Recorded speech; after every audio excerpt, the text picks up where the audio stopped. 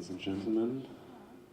I'd like to welcome you here at our Facts and Figures session about co-production and cooperation.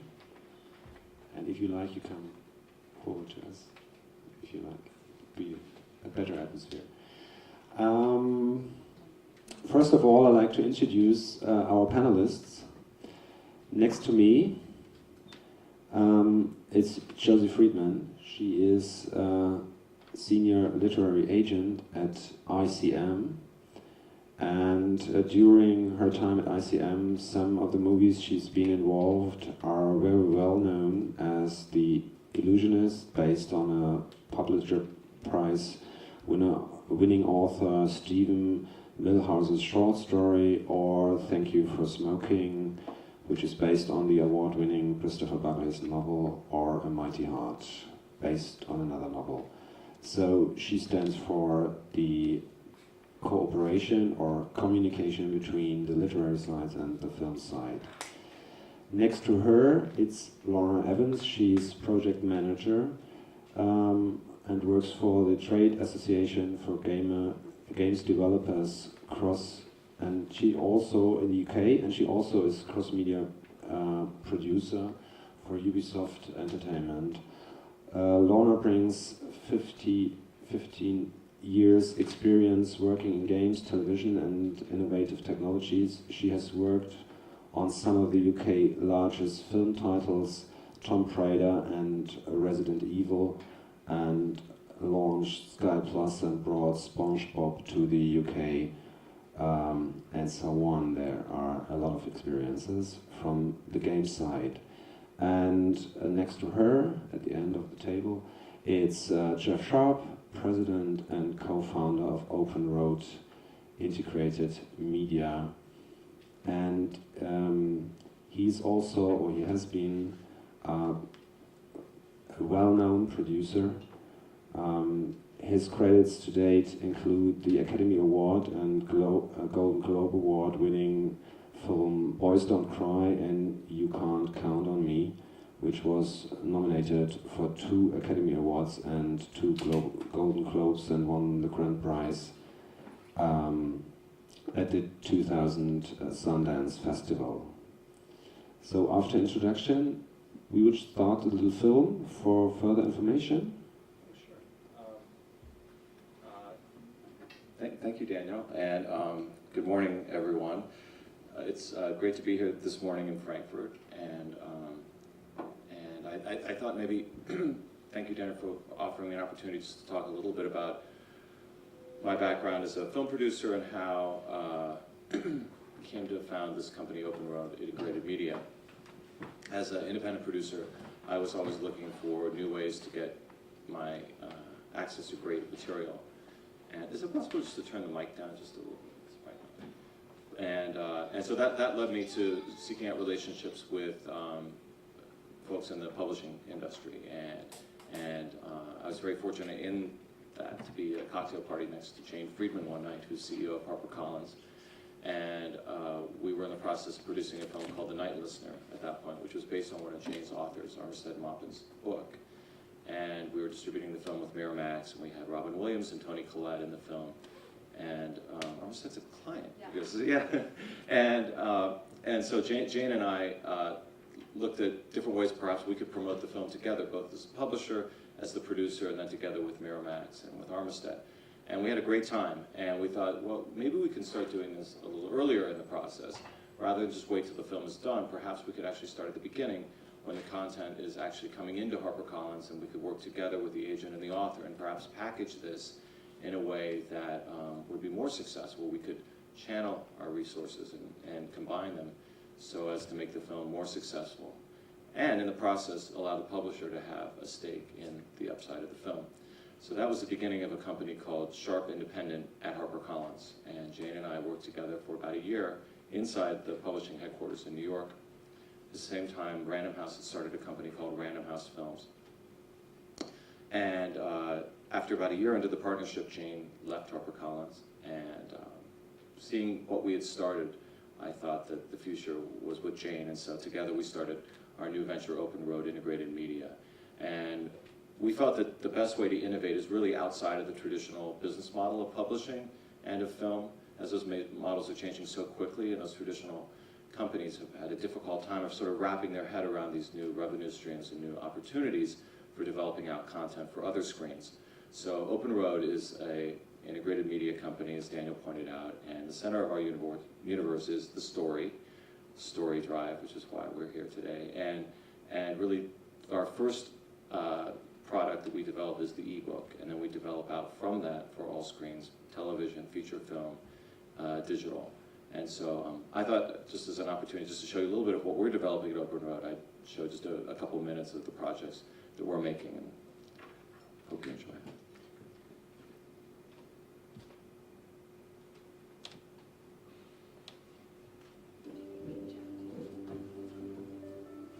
Personally, I think Lie Down in Darkness translates to the screen because of the characterization and behavior that Mr. Steinman brought to the page. Because as a filmmaker, I'm most interested in conflict, which is the heart and the root of all drama. And this story is rife with conflict.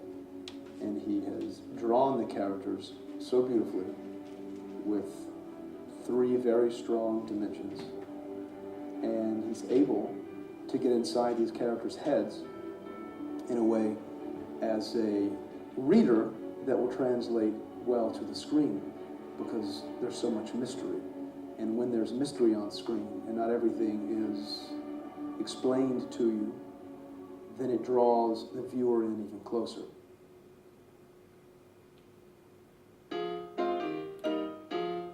Basically, I'm trying to bottle my old Miami with the current Miami before it changes again, because Miami is the city of reinvention. So my editor asked me, can you do something similar to Boston Boys Club with 3 different guys, 3 different stories, but in Miami? In this case, they're 3 good friends. Their storylines revolve more around finding Mr. Right. They already know who they are. They already know where they want to be. They have the careers. They have the looks. They just don't have the guy. And I really modeled this one after Sex and the City. And I had a lot of fun writing this, because the 3 characters are people that I think a lot of us might know in real life.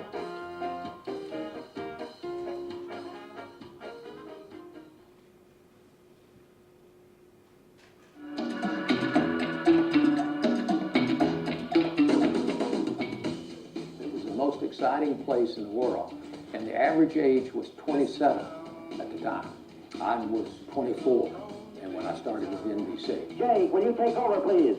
We got it back in the control room here, Merrill, and he is now approaching what we call maximum Q. That is where the aerodynamic pressures are the greatest on the athletic line. This town is a make-you town, or a break-you town.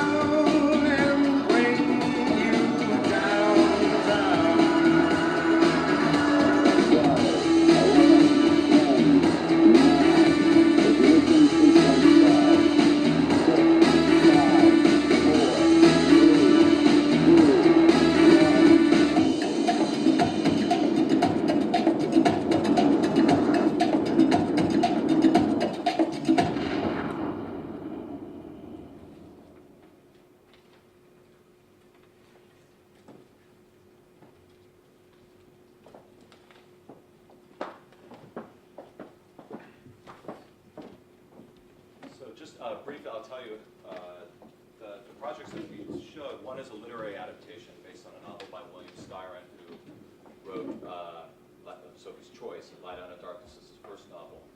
We're developing that as a feature at the moment. The second one is Miami Manhunt, which is a gay Sex in the City, which we're developing with a major internet partner, with Joel Schumacher directing. Who's done a lot of big screen films, but this is really an opportunity for us to play in this new space with branded entertainment and sort of hit a very niche demographic with a very low budget series. And then the final one is Cocoa Beach, which is based on the life story of an author of ours named Jay Barbary. And it's the early days of the space program at Cape Canaveral. And the writers from Mad Men, the television show in the US, have adapted that into a pilot, which we're pitching at the moment, imminently. So that's what we're up to. Thank you. If you reflect on the cooperation with HarperCollins or your corporation as Sharp Entertainment with HarperCollins, could you give us a short insight in the learnings from this, or your perspective from today to the past experience? I would say that with experiences, I think what I said, that you really can't innovate from within a major, sort of legacy business model. I think you have to start over, and while publishing companies will set up these partnerships like HarperCollins and Random House, and actually Macmillan just announced the other day with Brendan Deheen developing out content from the publishing company. These are ancillary, these are small things within the larger business model, which is publishing. They make books and they publish books. So I think unless the companies really focus on making these things happen, it's very difficult from within to push out. I mean, the timeline for film and television takes a long time, sometimes 3-5 years, and publishing is on a totally different cycle. So I think while the intentions are very good and sometimes the outcome can be very positive, it's not the ideal sort of combination. And so I think it's a start, but I think the world's changing so fast, and with media all streaming together now, I think, at least our idea is that, we have publishing, film, marketing, all inside the same company, and we look at content from our different perspectives, and then publish it as ebooks first, and then various iterations from there. Lorna, what are the differences compared to cooperations between the games industry and, for example, or Electronic Arts and 20th Century Fox? They have cooperated for some projects. Would you underline what Jeff said for his model?